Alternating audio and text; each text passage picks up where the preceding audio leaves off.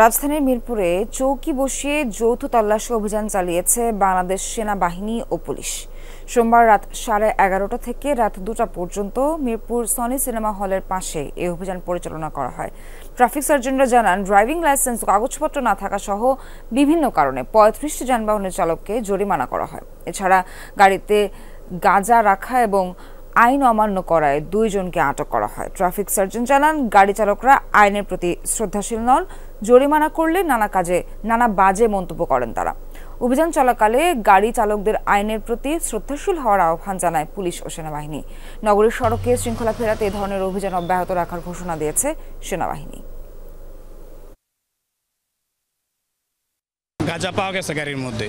এখন ওনারা বলতেছে যে আমি আর কি গাঁজা নিয়ে আসছি, তার কি এখন ওনারা আর কি আমাকে, গাড়ি আমার না, গাড়ি আরেকজনের। এত রাত্রেবেলা এতগুলো টাকা, তো ওনাদের একটা সন্দেহ তৈরি হয়।